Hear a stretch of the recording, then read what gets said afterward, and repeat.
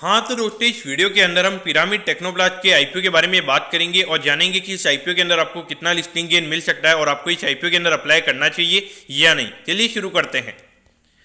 तो देखिए, सबसे पहले अगर हम यहाँ पे कुछ आईपीओ के डिटेल्स के बारे में अगर हम बात करेंगे तो देखिए 166 के कट ऑफ प्राइस पे यहाँ पे कंपनी शेयर दे रही है और लगभग 90 शेयर्स के लगभग हमें यहाँ पे लॉट नजर आता है, यानी कि अराउंड 14,940 रुपये आपको यहाँ पे एक लॉट को अप्लाई करने के लिए लगने वाले हैं। अब अगर हम यहाँ पे इश्यू साइज की अगर हम बात करेंगे तो अराउंड 153 करोड़ के लगभग हमें यहाँ पे टोटल आईपीओ का इश्यू साइज नजर आता है और जिसमें से अगर हम रिटेल कोटा की अगर हम बात करेंगे तो अराउंड 50% के लगभग का रिटेल कोटा है और यहाँ पे अराउंड 20% के लगभग का एचएनआई कोटा, जिसमें अगर हम देखेंगे तो बिग एचएनआई का अराउंड 13 से 14% के लगभग है और उसके अलावा अगर हम स्मॉल एचएनआई की अगर हम बात करेंगे तो 6 से 7% के लगभग का हमें यहाँ पे स्मॉल एचएनआई का कोटा यहाँ पे नजर आता है। यहाँ पर आपको ये आईपीओ के अंदर क्या करना चाहिए, तो देखिए सबसे पहले मुझे यहाँ पे नेगेटिव फैक्टर ये कंपनी के अंदर ये नजर आया है, क्योंकि जो रिटेल कोटा की अगर हम बात करेंगे तो अराउंड 50% के लगभग हमें यहाँ पे रिटेल कोटा नजर आता है। तो कहीं ना कहीं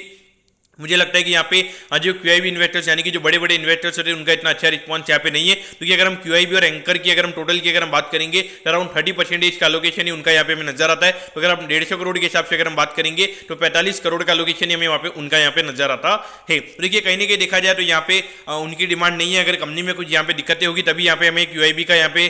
50% के लगभग उनका हमें यहाँ पे कोटा देखने को नहीं मिला है। तो ये मुझे लगता है कि एक थोड़ा नेगेटिव फैक्टर यहाँ पे रहेगा और अगर लिस्टिंग के दिन यहाँ पे अगर कोई स्ट्रॉन्ग बायर नहीं रहता है तो वहाँ पे थोड़ा लिस्टिंग हमें थोड़ी सरप्राइज लिस्टिंग भी हमें वहाँ पे होती हुई नजर आ सकती है। और अगर हम फंडामेंटली वाइज भी अगर हम बात करेंगे तो यहाँ पे एक पैकेजिंग के बिजनेस के अंदर में ये कंपनी नजर आती है। अगर हम ग्रोथ वाइज अगर हम बात करेंगे तो कोई इतनी ज़्यादा फिनोमिनल ग्रोथ नहीं है और पिछले 1-2 साल से अगर हम देखेंगे तो यहाँ पे पैकेजिंग कंपनीज की अगर हम बात करेंगे तो जितनी भी पैकेजिंग कंपनीज अभी मार्केट में लिस्टेड है ऑलमोस्ट अराउंड सब कंपनीज अराउंड 30 से 40% अपने ऑल टाइम हाई से नीचे में ट्रेड होती हुई नजर आ रही है। तो अभी ऑल ओवर अगर हम देखेंगे पिछले 1-1.5 साल से पैकेजिंग बिजनेस में हमें दिक्कतें देखने को मिल रही है और ऐसा लग रहा है कि आने वाले 1-2 क्वार्टर में हमें और दिक्कतें देखने को मिलेगी। और ये कंपनी की अगर हम वैल्यूएशन की अगर हम बात करेंगे लगभग 20 के पी रेशियो पे ये कंपनी आईपीओ लेकर आ रही है। तो ये ओवरऑल इंडस्ट्री की अगर मैं बात करूंगा तो लगभग 10 से 15 का पी रेशियो में यहाँ पे नजर आता है। तो कहीं ना कहीं देखा जाए तो वैल्यूएशन वाइज यहाँ पे कोई ज्यादा कोई सस्ता नहीं है, बल्कि देखा जाए तो थोड़ा और महंगा ये कंपनी अपना आईपीओ लेकर आ रही है। यहाँ पर आपको क्या करना चाहिए, तो देखिए मेरे ख्याल से आईपीओ यहाँ पे वेल मैनेज रहेगा। मुझे लगता है कि यहाँ पे लिस्टिंग गेन के लिए अगर आपको अप्लाई करना है तो मुझे लगता है कि अगर आपको रिस्क लेना है, यानी कि अगर आप अपनी कैपिटल का 5 से 10% का अगर आप रिस्क ले सकते हो तो मेरे ख्याल से आपने यहाँ पे अप्लाई करना चाहिए। बाकी मुझे लगता है कि यहाँ पे एक नॉर्मल काइंड ऑफ लिस्टिंग होगी, हो सकता है कि यहाँ पे ग्रे मार्केट में कुछ एक्टिविटीज हो जाए 20 से 30% के प्रीमियम में भी लिस्टिंग हो जाएगी।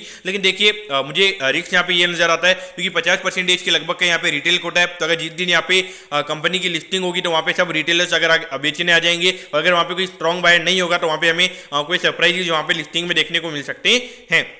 जो पॉइंट विषय देखा जाए तो मेरे ख्याल से थोड़ा कॉशियस रहना चाहिए। अगर आप थोड़ा रिस्क ले सकते हैं तो मेरे ख्याल से अप्लाई करना चाहिए और लॉन्ग टर्म के लिए तो मुझे कोई इतना ज़्यादा कुछ ये खास ये कंपनी नजर नहीं आती है। अगर आपको इस इंडस्ट्री के अंदर इन्वेस्ट करना ही है तो जो मेरे ख्याल से जो लीडर्स है पैकेजिंग इंडस्ट्री में वो आपकी रडार पे होनी चाहिए। मेरे ख्याल से ये कंपनी को आपने इग्नोर करना चाहिए, क्योंकि फंडामेंटली वाइज मुझे यहाँ पे थोड़ी ये कंपनी समझ में नहीं आई है और ऐसा है कि थोड़ा कुछ मुझे ये कंपनी के अंदर डाउट भी यहाँ पे लगा है। तो इस पॉइंट विषय आपने यहाँ पे देखना चाहिए। तो दोस्तों मैं कहता हूँ कि आपको वीडियो अच्छा लगा होगा। अगर आपकी कोई भी क्वेरीज है आप कमेंट कीजिए, मैं जरूर आपके कमेंट पर रिप्लाई करूंगा। ओके दोस्तों, thank you, have a nice day.